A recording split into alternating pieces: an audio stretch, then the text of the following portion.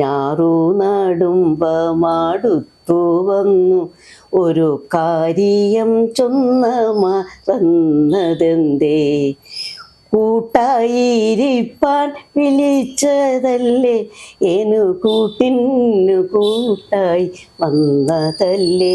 വരികളൊക്കെ മാറിപ്പോയേട്ടാ. അത് ഈ ക്യാമറയുടെ മുമ്പിൽ ഇരിക്കുമ്പോൾ ഒരു ചെറിയ ടെൻഷനുണ്ട്. ഇപ്പോഴും ആക്ഷൻ എന്ന് കേൾക്കുമ്പോഴേ എനിക്ക് പെട്ടെന്ന് ഒരു ഉൾവിളി പോലെ ഒന്നിങ്ങനെ നടുങ്ങിയിട്ടാണ് കയറുന്നത്. അത് എനിക്കറിയില്ല എന്തുകൊണ്ട്. മലയാളത്തിൻ്റെ പ്രിയപ്പെട്ട നടി കാലടി ഓമന. അഭിനയ ജീവിതത്തിൽ 35 വർഷം പിന്നിടുന്ന കാലടി ഓമന മലയാളത്തിൽ അമ്മയായും സഹോദരിയായും അമ്മായി അമ്മയായും ചേട്ടത്തിയായുമൊക്കെ മലയാളികളുടെ ഹൃദയം കീഴടക്കിയ നടിയാണ്. കമലിൻ്റെ ശുഭയാത്ര എന്ന സിനിമയിലൂടെയാണ് കാലടി ഓമന ചലച്ചിത്ര രംഗത്തെത്തുന്നത്. തുടർന്ന് സത്യരഞ്ജിത്ത് ഖാന്റെ സന്ദേശം, ഫാസിലിൻ്റെ എൻ്റെ സൂര്യപുത്രിക്ക് തുടങ്ങിയ ചിത്രങ്ങളിലൂടെ മലയാളത്തിൽ തിരക്കുള്ള നടിയായി മാറി. ഇന്നും അഭിനയ രംഗത്ത് സജീവ സാന്നിധ്യമായ കാലടി ഓമനയ്ക്ക് ഞങ്ങളുടെ ഹൃദയം നിറഞ്ഞ ആശംസകൾ. പിന്നെ 2-3 രസകരമായ കാര്യം പറയാൻ വിട്ടുപോയേട്ടാ. നമ്മുടെ ജഗദീഷ് ശിവകുമാറൊക്കെ ഉള്ളപ്പോഴേ നമ്മളെല്ലാവരും കൂടി, ഇപ്പോഴല്ലേ ക്യാരവാനൊക്കെ വന്നു, അന്ന് ക്യാരവാനും കുന്തമൊന്നുമില്ല, എല്ലാവരും കൂടെ ചുറ്റുമൊരിക്കും. സുമാരി അമ്മയാണെങ്കിൽ നിറയെ എന്ത് ഇതുണ്ടെങ്കിലും അവിടെ നിന്ന് ചക്കയവിയൽ, പിന്നെ ചെമ്മീൻ ചമ്മന്തി, ഇങ്ങനെ ഓരോരുത്തരും അവരെല്ലാവരും കൊണ്ടുവരും, നമ്മൾ ഒരുമിച്ചിരുന്ന് കഴിക്കും അങ്ങനെയൊക്കെ. പിന്നെ ഞാൻ കാലങ്ങൾ ഒരുപാട് കഴിഞ്ഞതിന് ശേഷം പിന്നെ ഞാൻ അഭിനയിക്കാൻ പോയപ്പോഴത്തേക്ക് പണ്ടത്തെ പോലെയുള്ള ഒരു ഇതില്ല. ലളിത ചേച്ചി, KPC ലളിത ചേച്ചിയായിട്ടൊക്കെ ഭയങ്കര കൂട്ടായിരുന്നല്ലോ. എല്ലാവരും കുന്നിലേ പൊന്മൂളം കാട്ടിലേ ഉല്ലാങ്കുഴലൂതും കാറ്റേവാ. പിന്നെ ചില സീരിയലിലൊക്കെ നമ്മൾ അഭിനയിക്കാൻ പോകുമ്പോൾ ഈ നമ്മളെ അറിഞ്ഞുകൂടാത്ത ഈ പല ഭാഷകളിലുള്ള പല ആർട്ടിസ്റ്റുകൾ വരാറുണ്ട്. അവർക്കിപ്പോൾ കാലടി ഓമനയാര് അല്ലെങ്കിൽ മറ്റവരാര് ഇവരാരെന്നൊന്നും അറിഞ്ഞുകൂടായിട്ടുണ്ടായിരിക്കും. അയ്യോ, അവിടെ ഞാൻ പോയി കിടന്ന് കഷ്ടപ്പെട്ടു. എന്താണെന്നറിയോ, ഉണക്കമീൻ ഉണക്കുന്ന ഒരു മുത്തശ്ശി, ഈശ്വര, ആ പാറയിടുക്കിനകത്ത് ഇറങ്ങി വൈകുന്നേരം വരെ വെയിൽ കൊണ്ട് കാലടി ഓമന എന്നുള്ള ഞാൻ കരിഞ്ഞുണങ്ങി ചുക്ക് പോലെ ആയിട്ട് ഞാൻ തിരിച്ചു വന്നപ്പം ആ ഡയറക്ടറോടും പ്രൊഡ്യൂസറോടും പറയും, മക്കളെ ഈ പാട്ടിയെ ഒന്ന് കൊന്നു തരാമോ.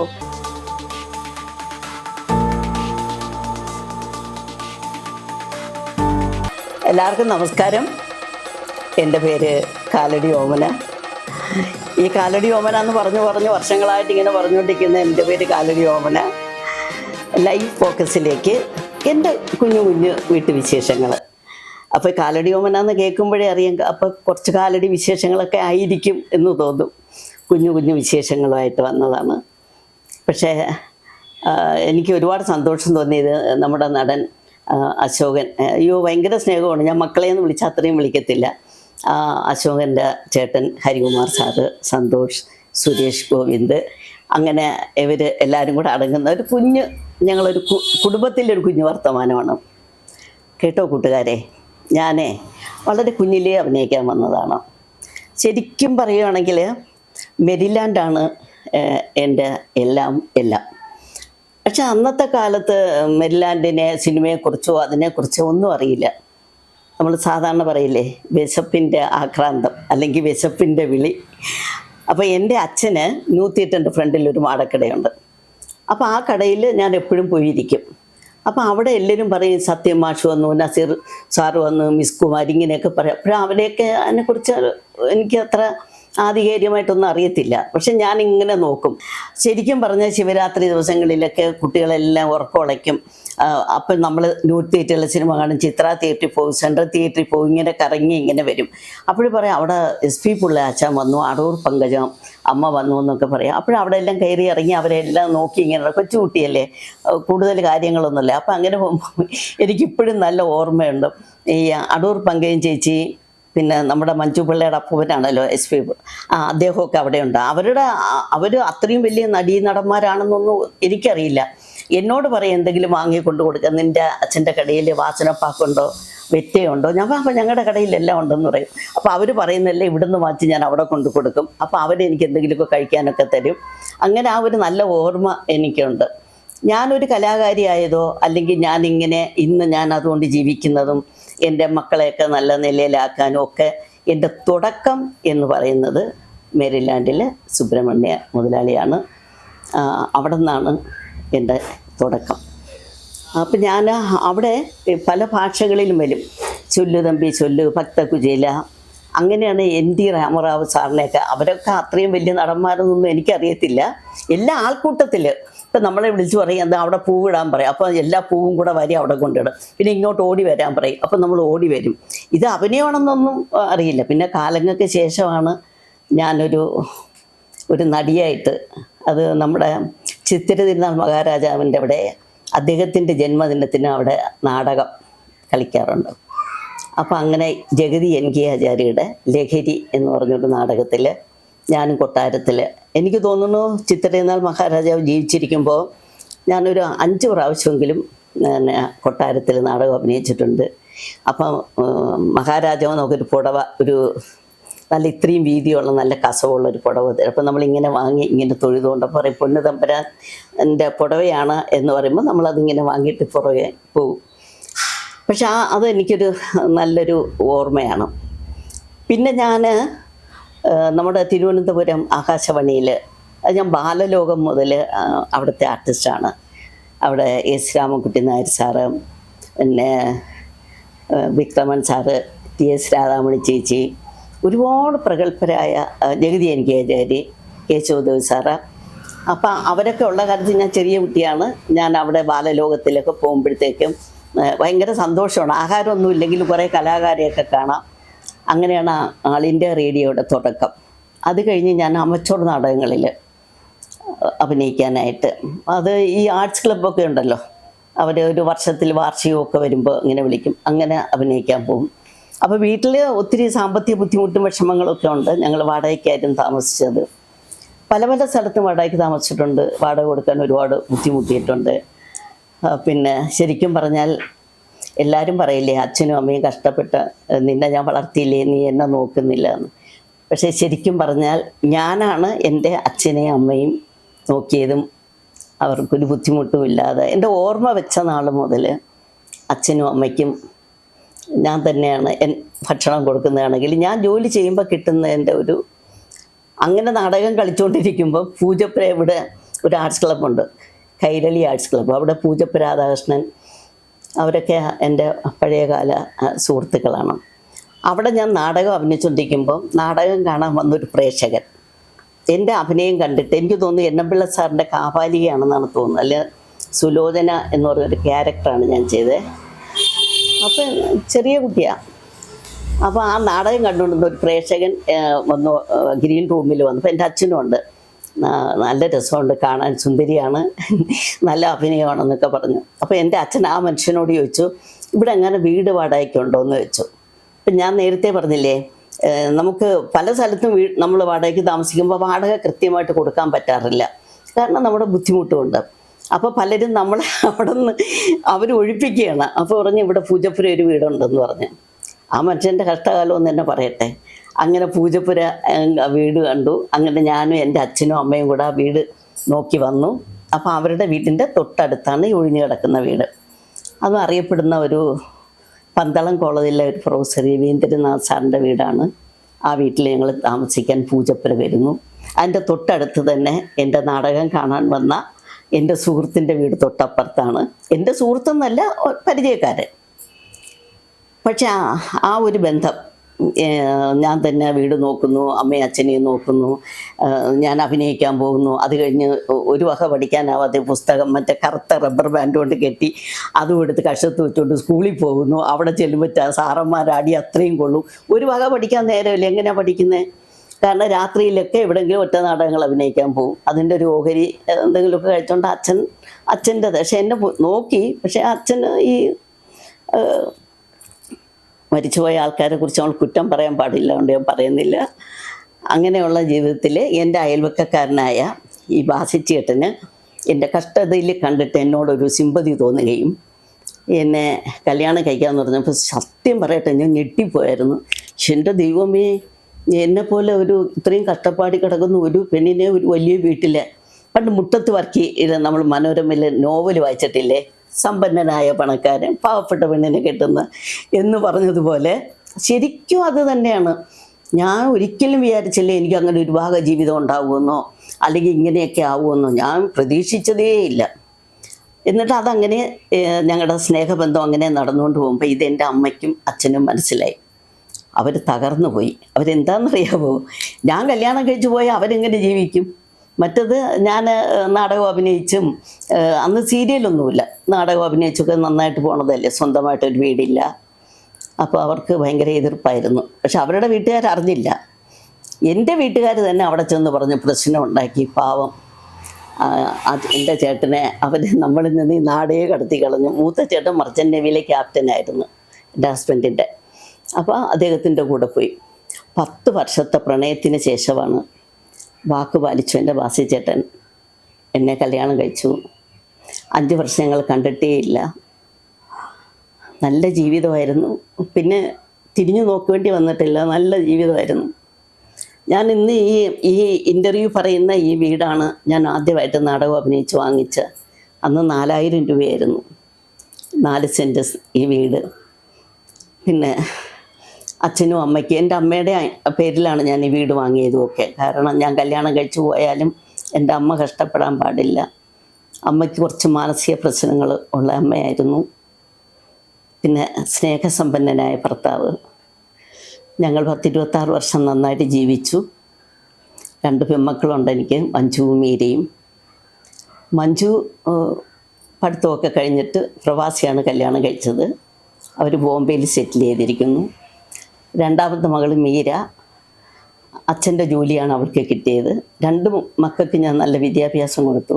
ഞാനും എൻ്റെ വാസേട്ടന് കൊടുത്തു. അവൾ ഇന്ന് കരുനാഗപ്പള്ളി ഹയർ സെക്കൻഡറി സ്കൂളിലെ പ്രിൻസിപ്പളാണ്. ഹെഡ് മിസ്സസ്സാണ് മീര ബി നായർ. അവളുടെ ഹസ്ബൻഡ് പാലക്കാട്ടുകാരനാണ്, പോസ്റ്റൽ ഡിപ്പാർട്ട്മെൻറ്റിൽ അക്കൗണ്ട്സ് ഓഫീസർ, ബോംബെയിലാണ്. മറ്റേ മരുമകൻ ബിസിനസ്സാണ്, മൂത്ത മരുമകൻ, അവരും ബോംബെയിലാണ്. നല്ല ജീവിതമാണ്. ഇപ്പോൾ എനിക്ക് തിരിഞ്ഞു നോക്കുമ്പം ഞാൻ വളരെ സന്തുഷ്ടയും. ഈ കഴിഞ്ഞു പോയ ജീവിതമൊക്കെ ഇന്ന് ഞാൻ എപ്പോഴും ഓർക്കും കേട്ടോ. രാത്രിയിലൊക്കെ ഓർക്കും എന്തോരം കഷ്ടപ്പെട്ട് ദൈവമേ. പള്ളി പെരുന്നാളിനൊക്കെ നാടകം കളിക്കാൻ പോയിട്ട് വെളുക്ക നാടകം കളിച്ചിട്ട് വന്നാൽ അവർ പൈസ തരത്തില്ല. നമ്മൾ നാടകം കഴിഞ്ഞ് പൈസയ്ക്ക് വേണ്ടി കാത്തിരിക്കുമ്പോൾ പറയാം എൻ്റെ പ്രൊഡ്യൂസർ ഇപ്പോൾ വരും, പ്രൊഡ്യൂസർ ഇപ്പോൾ. അന്ന് പ്രൊഡ്യൂസർ എന്നല്ല, നാടകത്തിൻ്റെ മാനേജർ എന്നാണ്, അങ്ങനെ എന്തോന്ന് പറയുന്നത്. ഇപ്പോൾ പ്രൊഡ്യൂസർ എന്നൊക്കെ ആയ സിനിമയിലെ വാക്കുകളാണ്. പിന്നെ അങ്ങനെയൊക്കെ ഒരുപാട് കഷ്ടപ്പെട്ടിട്ടുണ്ട്. വെളുക്ക നാടകവും അത് കഴിഞ്ഞിട്ട് ഒരു ദിവസം 3 നാടകം വരെ ഞാൻ അഭിനയിച്ചിട്ടുണ്ട്. പിന്നെ ഞാൻ ചങ്ങനാശ്ശേരി ഗീത ആർട്സ് ക്ലബ്ബിലാണ് 10 വർഷം തുടർച്ചയായിട്ട് അഭിനയിച്ചു. വേറെ നാടക ഗ്രൂപ്പിലൊന്നും പോയിട്ടില്ല. ജഗതി NK ആചാര്യാണ് എന്നെ പരിചയപ്പെടുത്തിയത്. എൻ്റെ ആദ്യത്തെ നാടകം മുല്ലപ്പന്തൽ. അന്ന് ഞങ്ങൾ നാടകത്തിൽ അഭിനയിക്കുമ്പോൾ എൻ്റെ നായകനായിരുന്നു നമ്മുടെ P. ശ്രീകുമാർ എന്ന് പറഞ്ഞ അദ്ദേഹം. അദ്ദേഹം കയ്യും തലയും പുറത്തിടരുത്. പിന്നെ നമ്മുടെ ക്ഷേമനിധി ബോർഡിൻ്റെ ചെയർമാനായിരുന്നു. ഞങ്ങളിപ്പോഴും കാണാറുണ്ട്. നല്ല ഫ്രണ്ടാണ്. എൻ്റെ മറക്കാനാവാത്തൊരു നായകനായിരുന്നു. നല്ലൊരു വ്യക്തിയായിരുന്നു. അതാണ് എൻ്റെ ഓർമ്മയിൽ പെട്ടെന്ന് നിൽക്കുന്നത്. പിന്നെ അത് കഴിഞ്ഞ് സീരിയൽ വന്നു. സീരിയലിൻ്റെ എൻ്റെ ഗുരുനാഥൻ എന്ന് പറയുന്ന 2 പേരാണ്, വിജയകൃഷ്ണ സാറും ആദം അയ്യൂബും. 2 പേരും എനിക്ക് ഒരുപോലെയാണ്. അവരാണ് എനിക്ക് ആദ്യം. അന്ന് 13 എപ്പിസോഡായിരുന്നു സീരിയലിൽ. പിന്നെ സീരിയലിൽ വന്നു. പിന്നെ കുറച്ച് നാൾ കഴിഞ്ഞ് ഞങ്ങൾ കല്യാണമൊക്കെ കഴിഞ്ഞപ്പോൾ പിന്നെ അവരുടെ വീട്ടുകാർക്ക് നടിയായിട്ടൊക്കെ പിന്നെ പോണതിന് താല്പര്യമില്ല. പിന്നെ എൻ്റെ 2 പെൺകുട്ടികളും 10ാം ക്ലാസ് കഴിഞ്ഞതിന് ശേഷമാണ് പിന്നെ ഞാൻ അഭിനയത്തിലേക്ക് ഒരു തിരിച്ചു വരവ്. ഭർത്താവിൻ്റെ അമ്മ മിടുക്കിയായിരുന്നു, സ്നേഹസമ്പന്നയായിരുന്നു. ആ അമ്മയാണ് എൻ്റെ ശക്തിയെല്ലാം. അമ്മ പറഞ്ഞു, നിനക്ക് കഴിവുള്ളതല്ലേ, നീ എന്തിനാടാ വാസി അവളെ വീട്ടിൽ ഇരുത്തിക്കണം, അവൾ അഭിനയിക്കട്ടെടാ. അങ്ങനെയാണ് ഞാൻ ശുഭയാത്ര എന്ന് പറഞ്ഞ കമൽ സാറിൻ്റെ സിനിമയിലൊരു തിരിച്ചു വരവ്. അതിൽ കബീർ പൊന്നമ്മ ചേച്ചിയായിരുന്നു അതിൽ. പക്ഷെ അവർക്ക് എന്തോ അന്നൊരു സർജറിയോ എന്തോ ഉള്ള പെട്ടെന്ന് ഞാൻ ഡബ് ചെയ്യുമായിരുന്നു. അന്യഭാഷ നടിമാർക്കൊക്കെ കുറേ ഡബ് ചെയ്തിട്ടുണ്ട് ചിത്രാഞ്ജലി സ്റ്റുഡിയോയിൽ. അപ്പോൾ ആ ശുഭയാത്രയാണ് തുടക്കം. ജയറാമിൻ്റെ അമ്മയായിട്ടാണ്. ഞാൻ ഒത്തിരി സിനിമ ജയറാമിൻ്റെ അമ്മയായിട്ട് ചെയ്തു. എല്ലാ പ്രഗത്ഭരായ ഡയറക്ടറുടെ കൂടെയും ആർട്ടിസ്റ്റുകളുടെ കൂടെയും അഭിനയിക്കാൻ കഴിഞ്ഞു. ഞാൻ പറയുന്നതാണോ കുറ്റം? ഒരു ആലോചന ഉണ്ടെന്ന് കരുതി പെണ്ണ് എപ്പോഴും അവിടെ ഒന്ന് കാവലിരിക്കുന്നത് ശരിയാണോ? അതെ, അതന്നെ ഞാനും പറഞ്ഞോണ്ട് വന്നത്. ഉണ്ണികൃഷ്ണൻ ഈ അടുത്ത കാലത്തെങ്ങാനും ഒരു ജോലി കിട്ടുമോ? നേർച്ചകൾ മുടങ്ങാതെ നടക്കുന്നുണ്ട്. സംസാരിച്ചൊക്കെ നേരില്ല, പശുവിനെ പറമ്പിലോട്ട് നയിച്ചിടും. അതിനെക്കുറിച്ച് പറയാൻ ഫാസിൽ സാറ്, സി വി മലയിൽ, അവരുടെ ചതയം, സന്ദേശം ഒക്കെ ഇന്നും എനിക്ക് നല്ല ക്യാരക്ടറായിരുന്നു അതിലൊക്കെ. കണ്ടംഡ് സെൽ എന്ന് പറഞ്ഞാൽ നിനക്കറിയില്ല. ജയിലിനകത്ത് മറ്റൊരു ജയിലാണ്. തൂക്കുപുള്ളികളെ മാത്രം പാർപ്പിക്കുന്ന സ്ഥലം. 24 മണിക്കൂറും ഗാർഡുമാർ കാവലിന്. രാത്രി വിളക്ക് കെടുത്താറില്ല. അവിടെ എത്തുമ്പോ തന്നെ ഒരുമാതിരിപ്പെട്ടവന്റെ ഒക്കെ പകുതി ചെയ്യും. പക്ഷെ അവന് യാതൊരു കൂസലുമില്ല. ഞാൻ ആരാണെന്ന് അറിഞ്ഞപ്പോ കൂടി നിസാരം. സ്വന്തം മരണം അരിച്ചരിച്ച് അടുത്തെത്തുമ്പോ ഇവൻ ഇങ്ങനെ നിസ്സാരഭാവത്തിലിരിക്കോ? അതാണ് എനിക്ക് കാണേണ്ടത്. ഈ ഭ്രാന്ത് കേട്ട് കേട്ട് അതുകൊണ്ട് പോയി നമ്മുടെ മോനെ തിരിച്ചു കിട്ടുമോ? അവന്റെ വിചാരം കൂടി വരുന്നതല്ലാണ്ട് എവിടേക്ക് വന്നത് കൊണ്ട് എന്തോ ഒരു പ്രയോജനം. മാഡം, ഈ കുറിയോടി ഒന്ന് മാപ്പാക്കണം. വായിൽ നിന്നും ഇനി ഇങ്ങനെയൊന്നും ഉണ്ടായില്ലെന്ന് ഞാൻ ഉറപ്പ് തരുന്നു.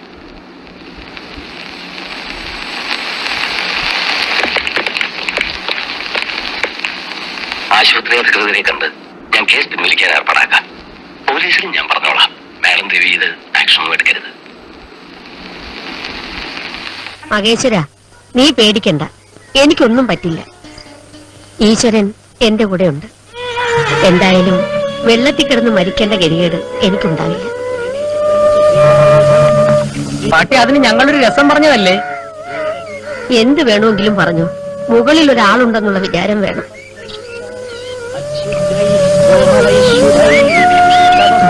പാവനെ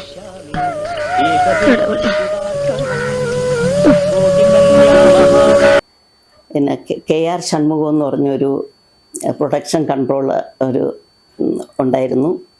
അദ്ദേഹത്തിൻ്റെ കുറേ സിനിമകൾ ഞാൻ ചെയ്തിട്ടുണ്ട്. പിന്നെ കുഞ്ചാക്കോ ബോബൻ, ദുൽഖർ വരെ ഉള്ളവരുടെ അമ്മൂമ്മയായിട്ടും വീട്ടുവേലക്കാരിയായിട്ടും അയലോക്കക്കാരിയായിട്ടും ബന്ധത്തിൽ വരുന്ന അമ്മായിയായിട്ടും ഒക്കെ അഭിനയിച്ചിട്ടുണ്ട്. പക്ഷേ ഇപ്പോഴത്തെ സിനിമയിൽ സീരിയലും അച്ഛനും ഇല്ല അമ്മയും ഇല്ല. എന്താണെന്നറിയോ, എല്ലാം ഇവിടെ നിന്നോ വന്നു പോണവർ. ഞാൻ എപ്പോഴും വിചാരിക്കും പണ്ടത്തെ മാതിരി കുടുംബ ബന്ധങ്ങളില്ല. അച്ഛയില്ല, അമ്മയില്ല, അപ്പൂപ്പയില്ല, അമ്മൂമ്മയില്ല. ഇപ്പം നമ്മളെ വീട്ടിൽ കുഞ്ഞുങ്ങളൊക്കെ പോയിട്ട് വരുമ്പോൾ എൻ്റെ അമ്മൂമ്മയുണ്ടോ, അമ്മയുണ്ട്, ഞങ്ങൾക്ക് അവിടെ വന്ന് ആഹാരം കഴിക്കാൻ. ഇപ്പം നമ്മളെ സീരിയലിലും സിനിമയിലൊന്നും വളരെ അപൂർവം എവിടെ നിന്നോ വരുന്ന ഒരു അമ്മായിമാരെ കൊണ്ട് കിടക്കാൻ നിവർത്തിയില്ല. ഞാൻ ഒത്തിരി എണ്ണത്തിൽ വേലക്കാരി അമ്മായി. പിന്നൊരു കാര്യമുണ്ട്, നമ്മൾ അന്നും ഇന്നും നിൽക്കുന്നില്ലേ. ഇപ്പോൾ നമ്മൾ വെളിയിൽ ഇറങ്ങിക്കഴിഞ്ഞാൽ ഇന്നത്തെ പുതിയ ഒരു നായികയെക്കാളും നമ്മൾ വെളിയിൽ നിന്നാൽ നമ്മൾ മുഖം കണ്ടു ഓടി, അയ്യോ അമ്മയെ സുഖമായിരിക്കുന്നോ, ആ ചേച്ചി എങ്ങനെയുണ്ട്, അയ്യോ ഇന്നലെയും കണ്ടു, ഒരു ഇൻ്റർവ്യൂ കണ്ടു കേട്ടോ, മറ്റേ പഴയ സിനിമ കണ്ടു. പക്ഷെ പഴയ സിനിമകൾ ഒരുപാട് ചെയ്തു. അപ്പം അതൊക്കെ ഒരു വലിയ സന്തോഷമല്ലേ. ഇപ്പം ഞാനും പുതുതായിട്ട് ഇറങ്ങിയ ഒരു നായിക നടിയും കൂടെ റോഡിൽ നമ്മൾ നിന്നാൽ എല്ലാം പെട്ടെന്ന് തിരിച്ചറിയുന്നത് തന്നെയാണ്. ഒരു ഓട്ടോക്കാരൻ്റെ കയ്യിൽ നമ്മൾ വഴിയിൽ വെച്ച് ഇപ്പം അമ്പലത്തിൽ പോയിട്ടുമ്പോൾ ഒരു ഓട്ടോ കൈ കാണിച്ചാൽ ഓട്ടോക്കാരൻ വന്ന് ഒരു സെൽഫി എടുത്ത്, വേണ്ട അമ്മ സന്തോഷം, എൻ്റെ അമ്മയുടെ കൂടെ എന്തൊരു പടം എടുക്കാൻ പറ്റിയല്ലോ എന്ന് പറഞ്ഞിട്ട് അവർ 30 രൂപ വാങ്ങിക്കത്തില്ല. അപ്പം ഞാൻ 50 രൂപയായിട്ട് കൊടുക്കും. അപ്പം എൻ്റെ മനസ്സിൽ എങ്ങനെയെന്നറിയാം, ഒരു ഓമന അവർ കയറിയിട്ടേ ഒരു ചായയുടെ പൈസ പോലും തന്നില്ല. അപ്പം ഞാൻ അറിഞ്ഞ് 50 രൂപ അധികമേ കൊടുക്കത്തുള്ളൂ. കാരണം ഞാനും വന്ന വഴി എപ്പോഴും ഞാൻ നോക്കും. അതുപോലെ കുഞ്ഞു കുഞ്ഞു സഹായങ്ങളൊക്കെ, വലിയ ചാരിറ്റി അങ്ങനെയുള്ള ഒരു ബന്ധവുമില്ല. എനിക്കെന്തുണ്ടോ അതിനാര് വിശപ്പെന്ന് ചോദിച്ചാലും ഇപ്പോഴും ഞാനിവിടെ ഒരു 50 രൂപ, അതായത് ഇവിടെ ഇരിപ്പുണ്ട്, ഒരു 50 രൂപ വെച്ചേക്കാൻ ഞാൻ ആരെങ്കിലുമൊക്കെ വരും. ഇപ്പം ഇവിടെ കുടുംബശ്രീയുടെ ഊണിന് 35 രൂപയുള്ളൂ. അപ്പം ഞാൻ അത് കൊടുത്തിട്ട് പറയും, എല്ലാ ദിവസവും കാണത്തില്ല, ആരെങ്കിലും ഇവിടെ ഞാൻ ഉള്ളപ്പോൾ വരും. അപ്പോൾ അവർക്കൊരു ഊണുമായി ഒരു ചായയായി. ഇപ്പം എൻ്റെ മനസ്സിൽ തോന്നും അവരിന്ന് തന്നെ അവർ ഓർക്കുമല്ലോ, ഓമന ചേച്ചിയെ കണ്ടല്ലോ എന്ന് പറയും. അപ്പം ഞാൻ ചിരിച്ചുകൊണ്ട് പറയുന്നത്, ചേച്ചിയുടെ ചിരി നല്ല ചിരിയാണ്, ഐശ്വര്യമായിട്ടാണ്, ഇങ്ങനെയൊക്കെ പറയും. അതൊക്കെ പിന്നെ മക്കളൊക്കെ നല്ല പൊസിഷനിലായി. മീനുവിന് ജോലിയുണ്ട്. മഞ്ജു ബോംബെയിലാണ്. പേരക്കുട്ടികൾ മൂത്ത മകൾക്ക് ഒരു മകളും ഒരു മകനും. ആ കുട്ടിക്ക് ഇപ്പോൾ കിറ്റാച്ചി കമ്പനിയിൽ ജോലിയായി. അവൾക്ക് 20 വയസ്സ് കഴിഞ്ഞു. പയ്യന് 18 വയസ്സും.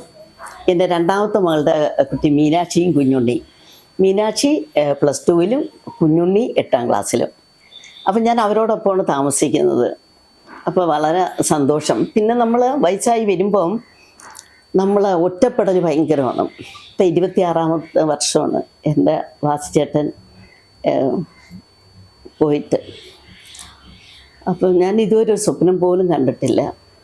എനിക്ക് എന്തെല്ലാം സൗഭാഗ്യങ്ങളും എന്തെല്ലാം നന്മകളും എല്ലാം ഉണ്ടായിട്ടുണ്ടെങ്കിലും വാസുചേട്ടനാണ് എൻ്റെ എല്ലാം. ഇങ്ങനെ എനിക്കൊരു നല്ലൊരു ജീവിതം തന്നതും, ഒരു കലാകാരിയെ പ്രോത്സാഹിപ്പിക്കുക. നിനക്ക് അഭിനയിക്കാൻ ഇഷ്ടമുണ്ടെങ്കിൽ അഭിനയിക്കുക. ഇത് സംസാരിക്കുമ്പോഴേ സങ്കടം വരും. അതാണ് എൻ്റെ തൊണ്ട ഇടയ്ക്കൊന്ന് ഇടറിപ്പോകുന്നത്. പിന്നെ ഞാൻ എന്ത് പറയാനാ, 4 പേരക്കുട്ടികൾ. പിന്നെ എനിക്ക് ആമക്കളില്ലാന്ന് ഭയങ്കര സങ്കടമായിരുന്നു. 2 പെൺകുട്ടികളല്ലേ. എൻ്റെ ഹസ്ബൻഡിനോട് ഞാൻ പറയും, എന്നാലും ഭാഷ നമുക്കൊരു ആൺകുട്ടിയില്ലല്ലോ എന്ന്. അപ്പോൾ എൻ്റെ അടുത്ത് പറയും, നമുക്ക് നല്ല 2 ആമക്കൾ വരുമെന്ന് പറഞ്ഞു. നല്ല 2 സൂപ്പർ മരുമക്കൾ, ഒന്നിനൊന്ന് മെച്ചം. എൻ്റെ പെൺമക്കളെക്കാളും എന്നെ സ്നേഹിക്കുന്നതും നോക്കുന്നതും എൻ്റെ മരുമക്കളാണ്. 2 പേരും ബോംബെയിലാണ്. അവിടെ ഇരുന്നുകൊണ്ട് എന്നും ചോദിക്കും. ഇന്നും എനിക്കൊരു ചെക്കപ്പ് ഉണ്ടായിരുന്നു, ഇന്നലെയും ഉണ്ടായിരുന്നു. ഞാൻ ഹെൽത്തിയാണ്, എനിക്ക് മറ്റു ഗുരുതരമായ അസുഖങ്ങളോ ഡയബറ്റിക്കോ ഷുഗറോ ഒന്നുമില്ല. വർഷത്തിൽ 1 2 ഒക്കെ പ്രാവശ്യമൊക്കെ പോയി ചെക്കപ്പ് ഒക്കെ നടത്തും. പിന്നെ നമ്മുടെ അമ്മ എന്ന സംഘടന നമ്മുടെ ശക്തിയാണ്. നമ്മൾ ഹോസ്പിറ്റലിൽ കിടന്നാലോ നമുക്ക് എന്തെങ്കിലും ബുദ്ധിമുട്ട് വന്നാലോ, പിന്നെ ഞങ്ങൾക്ക് കൈനീട്ടമൊക്കെ തരുന്നുണ്ട് എല്ലാ മാസവും. ഈ സിനിമ കുറഞ്ഞ ആൾക്കാർക്ക്. ഇപ്പം നമുക്ക് സിനിമയൊന്നും ഇല്ലല്ലോ. ഞാൻ നേരത്തെ പറഞ്ഞില്ലേ, അച്ഛനും ഇല്ല അമ്മയില്ല ആരുമില്ല, വഴിയെ പോണ ഒരു അമ്മായി മാത്രം. അല്ലെങ്കിൽ പണ്ട് നിന്ന ജോലിക്കാരിയുടെ ബന്ധത്തിലുള്ള അവരാണെന്ന് പറയും. എന്താണെങ്കിലും ആവട്ടെ, നമ്മൾ ഒരു സീൻ അഭിനയിച്ചു കഴിഞ്ഞാലും നമുക്കൊരു റേറ്റ് വെച്ചിട്ടുണ്ട്, അത് കിട്ടുന്നുണ്ട്. പിന്നെ മോഹൻലാലും മമ്മൂട്ടിയും ഇപ്പം നമ്മുടെ ശ്വേതാ മേനോൻ അമ്മയുടെ പ്രസിഡൻറ്റ്, പിന്നെ ഇടവേള ബാബു, സിദ്ദിഖ്, പിന്നെ ബാബുരാജ്, ഒരുപാട് പേര് നമ്മുടെ സംഘടനയുടെ ശക്തി തന്നെയായിരുന്നു. ഇപ്പോഴും നമുക്ക് മുടങ്ങാതെ കൈനീട്ടം വരുന്നുണ്ട്. പിന്നെ നമ്മുടെ TV സംഘടനയെക്കുറിച്ച് പറയുവാണെങ്കിൽ അതും മികച്ച രീതിയിലാണ്. നമ്മുടെ KV ഗണേഷ് കുമാറാണ് എൻ്റെ പ്രസിഡൻറ്റ്. ഞാൻ അതിൻ്റെ വൈസ് പ്രസിഡൻ്റായിട്ടിരുന്നു. പിന്നെ എക്സിക്യൂട്ടീവ് കമ്മിറ്റിയിൽ നല്ലതായിട്ട് പോകണം. നല്ല കരുത്തുള്ള കഴിവുള്ളൊരു കലാകാരനാണ് ഗണേഷ് കുമാർ. ഗണേഷ് കുമാർ മന്ത്രിയായിരിക്കുന്ന സമയത്ത് 5 വർഷം ചലച്ചിത്ര വികസന കോർപ്പറേഷൻ്റെ ബോർഡ് മെമ്പറായിട്ട്, അന്ന് ഷാജി കൈലാസ്, ദിലീപ് അവരൊക്കെ ഇരുന്ന കൂട്ടത്തിൽ ഞാനും അതിലൊരു കമ്മിറ്റി മെമ്പറായിരുന്നു 5 വർഷം. അങ്ങനെയൊക്കെ നല്ല രീതിയിൽ ഇപ്പോഴും ഇങ്ങനെ കടന്നു പോയിക്കൊണ്ടിരിക്കുന്നു. ഇനി ഞാൻ എന്ത് വിശേഷം പറയാനാ? ഇപ്പോഴും എനിക്ക് മിക്കവാറും ഷൂട്ടിംഗ് ഇല്ലെങ്കിൽ ഏതെങ്കിലും അമ്പലത്തിൽ ഉദ്ഘാടനങ്ങളായിരിക്കും, അല്ലെങ്കിൽ ഏതെങ്കിലും ആതുരാലയത്തിൽ അവരോടൊപ്പം ആഹാരം കഴിക്കാൻ വിളിക്കും. അപ്പോൾ കഴിയുന്ന പോലെയൊക്കെ ഓടിയെത്താറുണ്ട്. പക്ഷേ എൻ്റെ മക്കൾ ചോദിക്കും, നമ്മുടെ ഇന്ത്യൻ പ്രധാനമന്ത്രിക്ക് പോലും അമ്മ ഇത്രയും തിരക്കില്ലല്ലോ.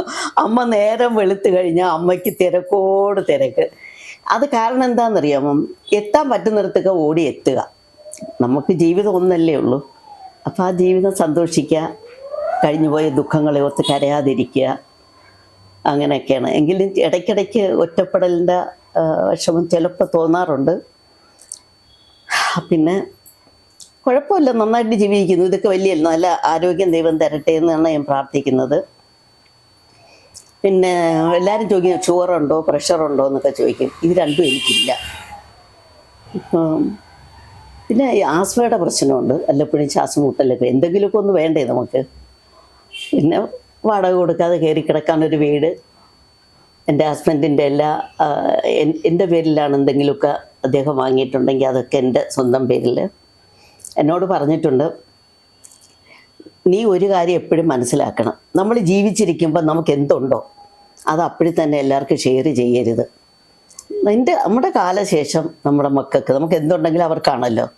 സ്ഥലമാണെങ്കിലും ഭൂമിയായാലും സ്വർണ്ണമാണെങ്കിലും എന്താണെങ്കിലും അങ്ങനെ അത് ഞാൻ പാലിക്കുന്നുണ്ട്. 2 ആണും 2 മരുമക്കളെ തന്നെ കുറിച്ച് ഞാൻ കൂടുതൽ പറയുന്നത് വെച്ചാൽ നല്ല 2 ആൺകുട്ടികളാണ്. എനിക്ക് അവരാണ് എൻ്റെ ശക്തി. അതിന് ശേഷമാണ് ഈ പെൺമക്കൾ ചോദിക്കുന്നത്, അമ്മ എണീറ്റോ ചായ കുടിച്ചോ. ഞാൻ ഇളയ മകളോടൊപ്പമാണ് താമസിക്കുന്നത്. ഇടയ്ക്കിടയ്ക്ക് എൻ്റെ ഹസ്ബൻഡിൻ്റെ വീടും സ്ഥലവുമാണ്. അപ്പോൾ ഇവിടെ വന്നൊരു മാസം 10 ദിവസമെങ്കിലും ഇവിടെ നിന്നില്ലെങ്കിലേ എനിക്കെന്തോ ഭയങ്കര നഷ്ടം. ഞാൻ എൻ്റെ മക്കളോട് പറയും, പൂജപ്പുരത്തെ വീട്ടിൽ കിടന്നുകൊണ്ട് എനിക്ക് മരിക്കാൻ. ഞാൻ മലയൻകീഴിലെ വീട്ടിൽ അവിടെ നിൽക്കല്ലേ മക്കളെ, എനിക്ക് എന്തെങ്കിലും അസുഖം വന്ന് ഇപ്പം നമ്മൾ ഇൻ്റർവ്യൂ എടുക്കുന്ന ഈ വീട് ഇവിടെ ആയിരുന്നു ഞങ്ങൾ സന്തോഷമായിട്ട് കഴിഞ്ഞ എൻ്റെ ഭർത്താവ് ബാസ്ചേട്ടനും 2 മക്കളും. അതുകൊണ്ട് എനിക്കിഷ്ടം പൂജപ്പുരയാണ്. പിന്നെ 2-3 രസകരമായ കാര്യം പറയാൻ വിട്ടുപോയി കേട്ടോ. നമ്മുടെ ജഗദീഷ് കുമാറൊക്കെ ഉള്ളപ്പോഴേ നമ്മളെല്ലാവരും കൂടി, ഇപ്പോഴല്ലേ ക്യാരവാനൊക്കെ വന്നു, അന്ന് ക്യാരവാനും കുന്തമൊന്നുമില്ല, എല്ലാവരും കൂടെ ചുറ്റുമായിരിക്കും. സുമാരി അമ്മയാണെങ്കിൽ നിറയെ എന്ത് ഇതുണ്ടെങ്കിലും അവിടെ നിന്ന് ചക്കയവിയൽ, പിന്നെ ചെമ്മീൻ ചമ്മന്തി, ഇങ്ങനെ ഓരോരുത്തരും അവരെല്ലാവരും കൊണ്ടുവരും, നമ്മൾ ഒരുമിച്ചിരുന്ന് കഴിക്കും അങ്ങനെയൊക്കെ. പിന്നെ ഞാൻ കാലങ്ങൾ ഒരുപാട് കഴിഞ്ഞതിന് ശേഷം പിന്നെ ഞാൻ അഭിനയിക്കാൻ പോയപ്പോഴത്തേക്ക് പണ്ടത്തെ പോലെയുള്ള ഒരു ഇതില്ല.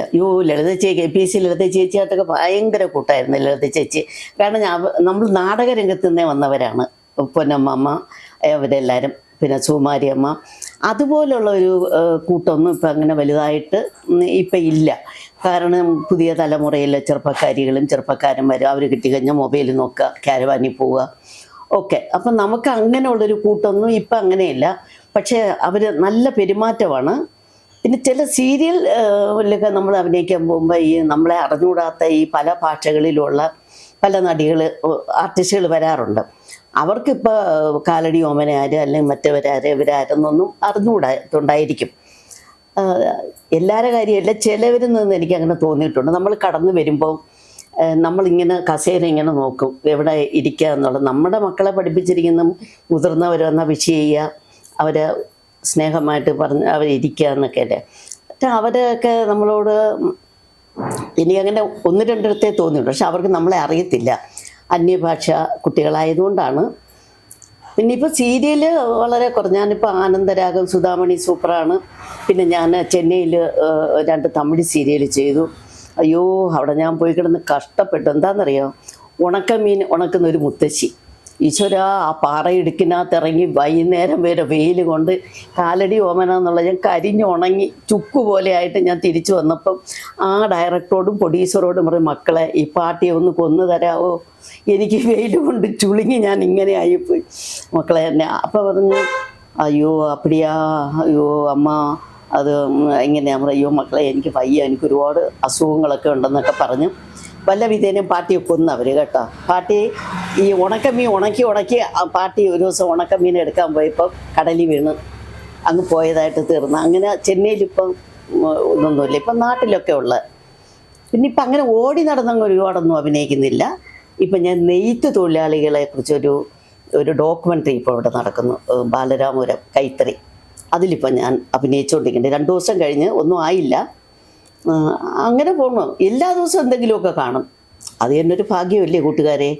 പിന്നെ ഇതിൻ്റെ ഉപരി പറയുന്നതാണെങ്കിൽ ഇന്ന് എൻ്റെ സന്തോഷവും എൻ്റെ ആനന്ദവും എന്നൊക്കെ പറയുന്നത്, എനിക്കൊരു സൗഹൃദ കൂട്ടായ്മ എന്ന് പറഞ്ഞൊരു വാട്സപ്പ് കൂട്ടായ്മയുണ്ട്. എൻ്റെ പൊന്നോ, അത് എന്തെല്ലാം നാടൻ പാട്ട്, പിന്നെ അല്ലാത്ത പാട്ടുകൾ ഒത്തിരി പേരുണ്ട്, വിദേശിയും സ്വദേശിയും എല്ലാം. എൻ്റെ അഡ്മിനാണ് ഞാൻ. അത് വളരെ മനോഹരമായിട്ട് അത് പോകുന്നുണ്ട്. ഇപ്പോൾ സാറ് ഇരിക്കുന്നതിൻ്റെ അവിടെ എല്ലാ നാടക പാട്ടുകളും അതിൻ്റെ ഇതുമൊക്കെ തന്നെയാണ് അവിടെ ഇരിക്കുന്നത്. അപ്പോൾ അങ്ങനെ പാടിയും എടുത്തുമൊക്കെ പോകും. അപ്പോൾ ചിലർ ചോദിക്കും, ചേച്ചി പണ്ട് ആൻ്റണി മാഷാണ് എൻ്റെ ഗുരു കേട്ടോ, PG ആൻ്റണി മാഷ്. അദ്ദേഹത്തിൻ്റെ ശിക്ഷണത്തിൽ വന്നുകൊണ്ട് തിലകൻ ചേട്ടൻ ഗുരുവാണ്. നാടകത്തിൻ്റെ ടൈമിങ്, അഭിനയത്തിൻ്റെ ഇത് ഒക്കെ. പിന്നെ മറക്കാനാവാത്ത സിനിമയിൽ സിബി മലയിൽ സാറിൻ്റെ പിന്നെ സതയം, അതിപ്പോഴും എത്ര 30-35 കൊല്ലമായി ഇപ്പോഴും കാണിക്കുമ്പോഴൊക്കെ അതിലെനിക്ക് അഭിനയിക്കാൻ കഴിഞ്ഞത് ഭയങ്കര ഭാഗ്യം. സത്യൻ അന്തിക്കാട് സാറിൻ്റെ സിനിമയിൽ 3-4 സിനിമ ഞാൻ ചെയ്തു. പിന്നെ എല്ലാ പ്രഗത്ഭരായ ഡയറക്ടറുടെ കൂടെ വർക്ക് ചെയ്യാൻ പറ്റി. മമ്മൂട്ടി, മോഹൻലാൽ മുതൽ നമ്മുടെ പുതിയ തലമുറ വരെ ഉള്ളവരുടെ കൂടെയൊക്കെ എനിക്ക് അഭിനയിക്കാൻ കഴിഞ്ഞു. ഇതിനെല്ലാം ഉപരി നമ്മൾ റോഡിൽ നിന്നാൽ നമ്മുടെ മുഖം തിരിച്ചറിയുന്നു. അപ്പം മുഖം തിരിച്ചറിയണമെങ്കിൽ നമ്മൾ എന്തെങ്കിലുമൊക്കെ നല്ല കഥാപാത്രങ്ങൾ ചെയ്തതുകൊണ്ടായിരിക്കുമല്ലോ. ഓട്ടോ കയറിയാൽ ഓട്ടോക്കാരൻ പൈസ വേണ്ടെന്ന് പറയും. അപ്പം അങ്ങനെയൊക്കെ പറയണമെങ്കിൽ നമ്മുടെ മുഖപരിചയം ഉള്ളതുകൊണ്ടല്ലേ. ഇതൊക്കെയാണ് എൻ്റെ ജീവിത വിശേഷങ്ങൾ. നിങ്ങൾക്ക് ബോറടിക്കുന്നുണ്ടോ കൂട്ടുകാരെ? പിന്നെ എൻ്റെ വാട്സപ്പ് കൂട്ടായ്മ നല്ല അടിപൊളിയായിട്ട് ആണ് പോണത്. 7 ദിവസവും 7 പരിപാടികളാണ്. ഇന്ന് ഞങ്ങൾക്ക് അന്താക്ഷരിയാണ്, നാടൻ പാട്ട്, അങ്ങനെ പല ഇതുമായിട്ട്. ഇപ്പോൾ ചിലർ പറയും, ചേച്ചി 2 വരി നാടകഗാനങ്ങളൊന്ന് പാടിക്കൂടെയും ചോദിക്കും. അത് നമ്മൾ പെട്ടെന്ന് തന്നെ നമ്മുടെ മനസ്സിലിങ്ങനെ പെട്ടെന്ന് വരും. വെള്ളാരം കുന്നിലെ പൊന്മൂളം കാട്ടിലെ പുല്ലാങ്കുഴലൂതും കാറ്റേവാ കാറ്റേവാ. അപ്പോൾ ഈ നാടകഗാനങ്ങളൊക്കെ പെട്ടെന്ന് വരും.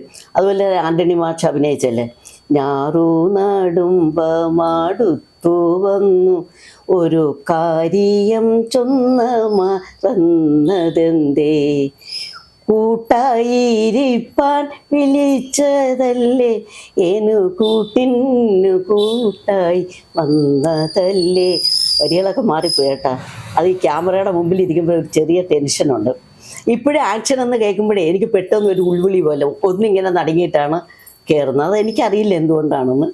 കഥാപാത്രം എല്ലാം പറഞ്ഞു തന്നിരിക്കണം. ആ ചേച്ചി ഓടിപ്പോണം, മകൻ സുഖമില്ലാതെ വന്നിട്ട് വരണം, അവനെ കെട്ടിപ്പിടിക്കണം, കരയണം എന്ന് പറയാം. ആക്ഷൻ എന്ന് കേട്ട പെട്ടെന്ന് ആക്ഷൻ എന്ന് പറയുമ്പോൾ ഒരു ഇതുപോലെ എന്നിട്ട് ഓടിച്ചെല്ലും.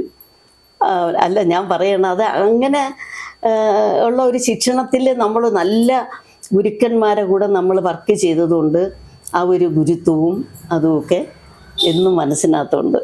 ഇപ്പോഴും ഈ ക്യാമറയുടെ മുമ്പിലിരിക്കുമ്പോഴും ഞാൻ അവരെയൊക്കെ ഓർത്തുകൊണ്ട് തന്നെയാണ്, മനസ്സിൽ പ്രാർത്ഥിച്ചുകൊണ്ട് തന്നെയാണ് ഞാൻ ഫേസ് ചെയ്തത്.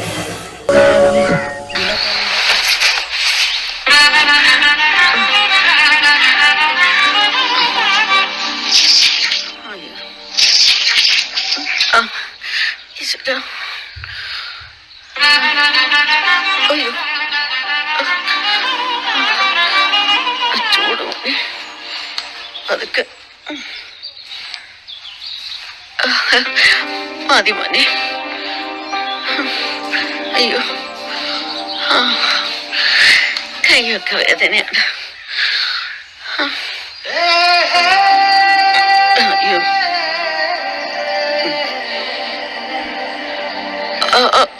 അയ്യോ,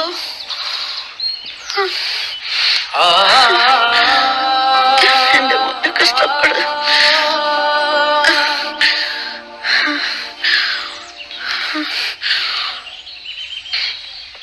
അയ്യോ മതി, അയ്യോ മതി മതി. അയ്യോ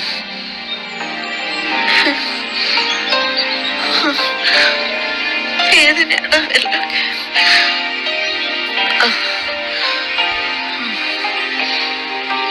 അയ്യോ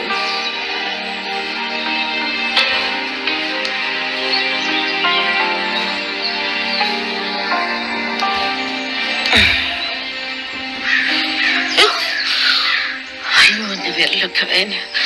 അതൊക്കെ അയ്യോ. എന്താണ് അത്ര വൈകിയത്? വൈകിപ്പോയി മാഷെ. അപ്പോ അപ്പൊ ആ സംഖ്യയെ ഇവിടെ വാ, വൈകി വരുന്നൊരു പതിവാക്കിയിരിക്കണോ? അല്ല, വരുന്ന വഴിക്ക് എന്നെ ഒരു പശു കുത്താൻ വന്നു ടീച്ചർ. സൈലൻസ്. ഈ കുട്ടിയുടെ ഒന്നും പശു കുത്താൻ വന്നില്ലല്ലോ. അല്ല, അത് പശുവിന് എന്നോട് എന്തെങ്കിലും മുൻവൈരാഗ്യം കാണും ടീച്ചർ. തന്റെ ധിക്കാരം കുറെ കൂടുന്നുണ്ട്. ഹോംവർക്ക് ചെയ്ത് കാണിക്ക്. രാത്രി വീട്ടില് കറണ്ട് ഇല്ലാത്തോണ്ട് ഹോംവർക്ക് ചെയ്തില്ല ടീച്ചർ. വേണ്ട വേണ്ട എന്ന് വെക്കും തോറും താൻ കുറച്ച് കൂടുന്നുണ്ട്. നിന്നെ ഞാൻ ഇനി ഇതിനെ വിട്ടിട്ട് ഒരു കളിയില്ലേ. ഒന്നിങ്ങോട്ട് വരേ, ഇങ്ങനെ പാല കാണിച്ച എങ്ങനെ കാണിക്കണേ? ഉള്ള കാണിക്ക്. ആരാ? നമ്മളിവിടെ കൊള്ളാൻ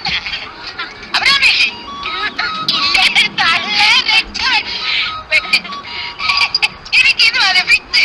ഞാൻ വന്നിട്ട് ഇത്രയും നേരമായി, നീ എന്തൊന്നും ഉരിയാത്തത്? എന്തോ അല്ല ഉരിയാടാത്തതെന്ന്. വാക്കിന്റെ ഓരോ കളിയെ. ചേട്ടൻ അഭിരാമിയെ കാണാൻ വന്നതാ? അവളെ പോവാൻ പറ, അവളാരും പോയതെന്ന്. ഞാൻ ഇവിടുത്തെ കാര്യങ്ങളൊക്കെ എങ്ങനെ പോണെന്നറിയാൻ വേണ്ടി വന്നതല്ലേ. ചേട്ടൻ കല്യാണമൊക്കെ കഴിച്ച ആളാണ്. അല്ല, ഇതെന്തൊരു ചോദ്യം? ഞാൻ കല്യാണം കഴിച്ചാന്ന്?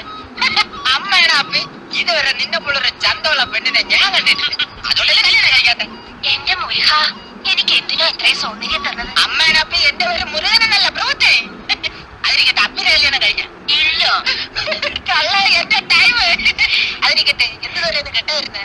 ഞാൻ ഇനി ഒന്നും മറച്ചു വെക്കാനില്ല. എന്നാ പിന്നെ പെട്ടെന്നായിട്ട് ആള് കൂടുന്നതിന് മുമ്പ് കാര്യം നടക്കട്ടെ. എന്താന്ന്? അല്ല, ഒന്നും മറച്ചു വെക്കുന്നില്ല എന്ന് പറഞ്ഞു.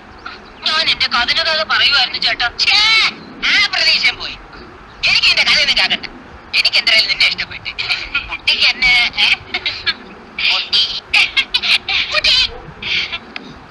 ഞാനൊരു ചായ എടുത്തു വരാം. ചായ വേണ്ട, ഒരു ഗ്ലാസ് പാല് മതി. അതല്ലേ ആചാരം. അമ്മയുടെ ഇന്ന് എന്നാ തുടങ്ങാം.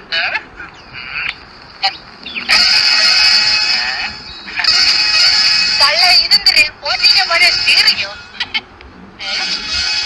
കഷ്ടം തുരുമ്പെടുത്തു കൊള്ളാലോ ഇത്. ഒരു ഹോണും കൂടെ വെച്ചിരുന്ന പിള്ളേരൊക്കെ ഉരുട്ടി കളിക്കായിരുന്നു.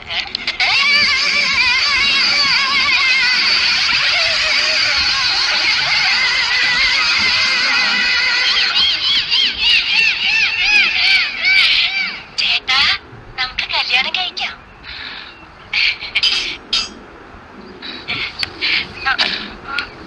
അപ്പഴ് വട്ടായിരുന്നല്ലേ, സൗണ്ട് പോയല്ലേ. വിഷ്ണുചേട്ടൻ ഈ സമയത്ത് വീട്ടിലുണ്ടാവില്ല. എനിക്ക് വിഷ്ണുവിനെ കാണണം. എവിടെ ഉണ്ടാവുന്ന വല്യമ്മയോട് ചോദിക്കാം.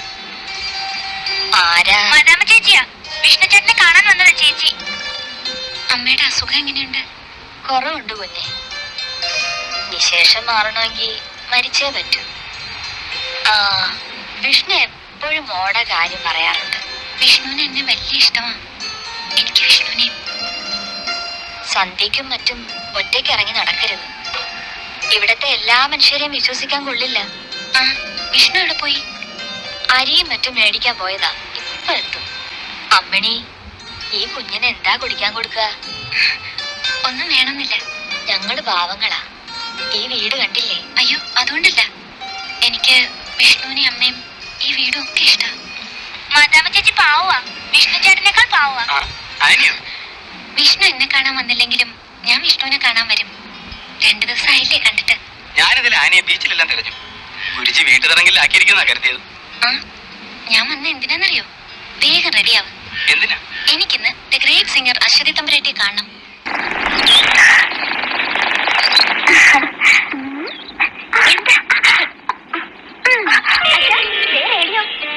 ഞാൻ അകത്ത് കിടന്ന് റേഡിയോ നോക്കുന്നു.